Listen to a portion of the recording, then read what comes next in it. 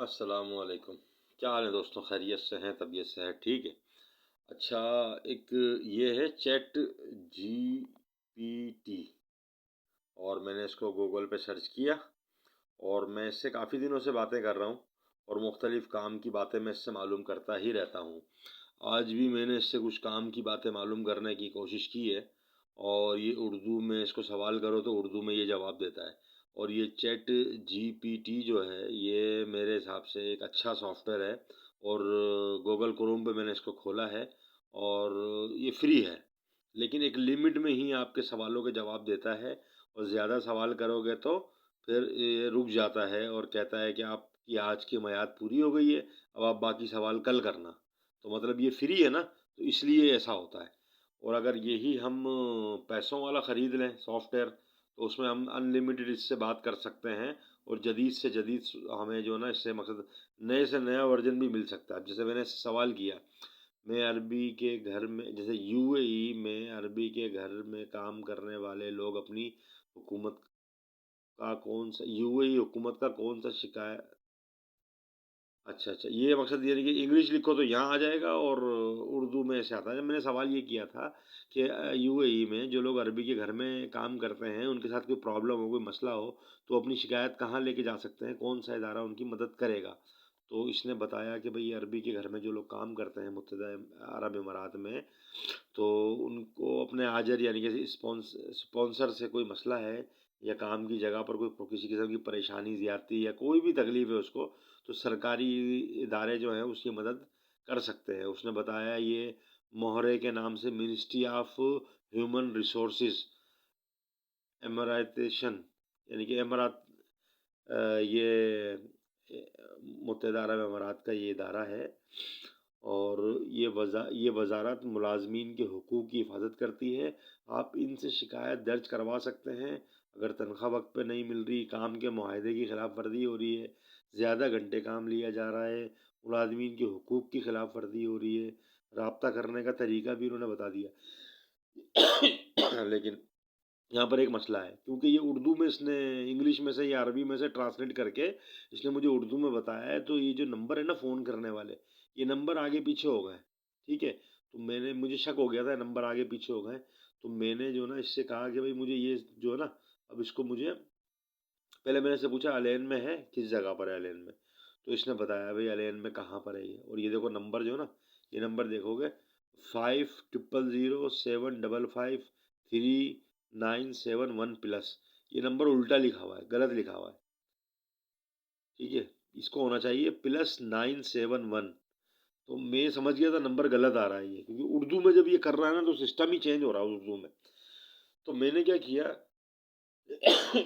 میں نے یہ کیا کہ بھائی میں نے اس کو کہا بھائی تو مجھے نا مجھ کو جو ہے وہ انگلش میں جواب دے، اس والی بات کا انگلش میں جواب دے. دیکھو انگلش میں جواب دیا نا اس نے، یہ نمبر آ گیا +97137555500.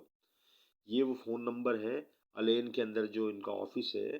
اور یہ محرے جو ہے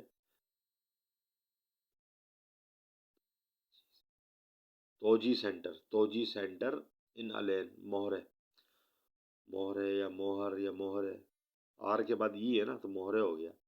ان کا یہ فون نمبر آ گیا، یہ بالکل صحیح نمبر آ گیا. ٹھیک ہے، ٹائمنگ بھی ان کی بتا رہا ہے کہ کب سے کب تک یہ ملیں گے. اور محرے کا کال سینٹر نمبر 80060 بتا رہا ہے. اور وہاں پر یہاں پر محرے کا کال سینٹر کیا بتا رہا تھا، کال سینٹر یہ 60800. یہاں پر کیا بتا رہا ہے 80060، یعنی کہ نمبروں میں فرق آ جاتا ہے. تو اردو میں بات کرنے میں آپ کو معلومات تو مل جاتی ہے، لیکن فون نمبر کا مسئلہ ہو جاتا ہے، آگے پیچھے ہو جاتا ہے نمبر. تو میں نے اس سے یہ پوچھا کہ کیا محرے کا کوئی واٹس اپ نمبر بھی ہے. تو اس نے بتایا ہاں بھائی محرے کا واٹس اپ نمبر بھی ہے. یہ واٹس اپ پہ بھی آپ محرے سے رابطہ کر سکتے ہو. تو وہ جو محرے کا واٹس اپ نمبر ہے نا، وہ ایسا ہے کہ آٹومیٹک ہے، وہ بھی اے آئی کے ذریعے چلتا ہے، وہ انسان تو چلاتے نہیں ہیں اس کو. آٹومیٹک آپ کو جواب دیتا رہے گا، اور اس کے اندر جو جواب فیڈ ہے بس وہی جواب ملیں گے آپ کو. جو آپ اپنے مطلب کی بات کر رہے ہو نا اس کا جواب آپ کو نہیں ملے گا. اور وہ یہ عربی میں اور انگلش میں ہی کام کرتا ہے، اردو میں وہ کام نہیں کرتا. میں نے استعمال کر کے دیکھا ہے. تو اس میں دیکھو انہوں نے واٹس اپ نمبر دیا ہے، لیکن یہ بھی واٹس اپ نمبر غلط ہو گیا. کیوں؟ اچھا یہ دیکھو، یہ چیٹ جی پی ٹی ایسا ہے کہ اس نے جو نا مہرے کی معلومات دینے کے ساتھ ساتھ انہوں نے بتا دیا کہ بھائی یہ یوٹیوب پر ویڈیو بھی موجود ہے، اگر آپ دیکھنا چاہیں تو اس نے ویڈیو بھی دے دی ہے، یہاں پر دیکھنا چاہیں تو اس کو دیکھ سکتے ہیں، یہ چلے گی ابھی ویڈیو، دیکھ رہے ہو؟ تو بات یہی ہے، یہ بہت زبردست ہے چیٹ جی پی ٹی. میں اس کو بند کرتا ہوں یہاں سے. اچھا میں نے اس کو بولا کہ بھائی اس کو انگلش میں سینڈ کرو، اس نے انگلش میں سینڈ کیا ہے. تو اب آپ دیکھو یہ نمبر بھی صحیح آ گیا، یہ والا نمبر، اور اس میں جو نا وہ مورے کا یہ واٹس اپ نمبر بالکل صحیح آ گیا، +971600، بالکل صحیح واٹس اپ نمبر آ گیا، یہ واٹس اپ سروس ہے. پھر میں نے کہا کہ یو اے ای کی گورنمنٹ جو ہے نا گھریلو ملازمین کے بارے میں قوانین کیا ہے یو اے ای کی گورنمنٹ کے، مجھے اردو میں بتاؤ. تو اس نے اردو میں مجھے اتنے سارے قوانین گھریلو ملازمین کے جو گھر میں کام کرتے ہیں ان کے بارے میں بتا دیے.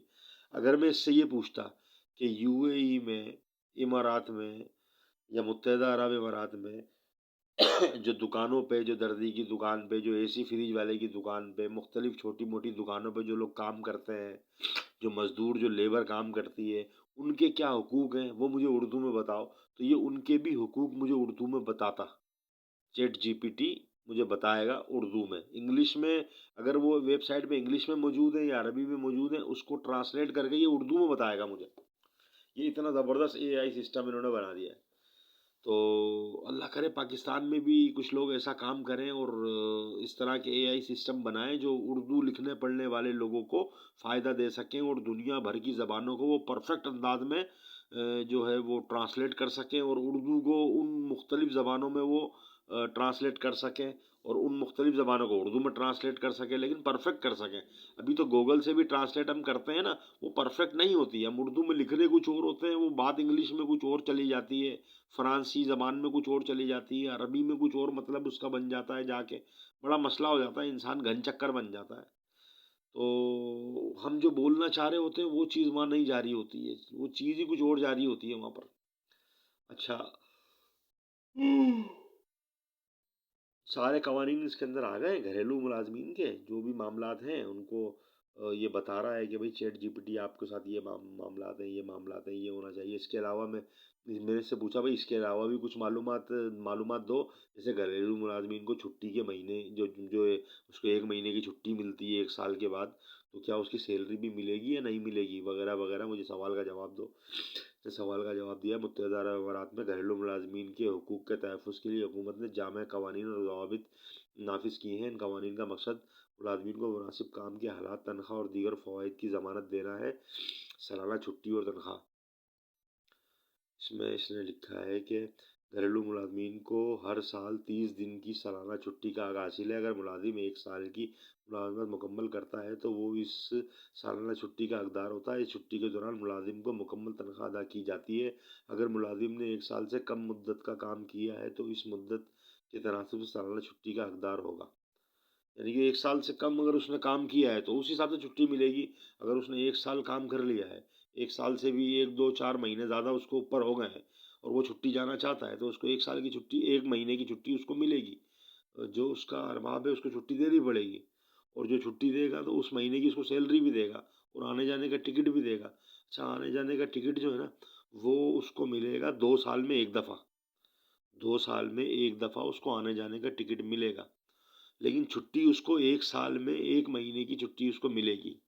سال کے 12 مہینے ہوتے ہیں، 11 مہینے وہ کام کرے گا، 1 مہینہ اس کو چھٹی ملے گی. اس کے علاوہ اگر وہ بیمار ہو جاتا ہے، کوئی مسئلہ ہو جاتا ہے، تو اس کو 1 سال میں 30 دن کی بیماری کی چھٹی ملے گی. اگر وہ ایک ساتھ 30 دن کی بیماری کی چھٹی لے گا تو اس کو سرٹیفکیٹ دینا پڑے گا بیماری کا.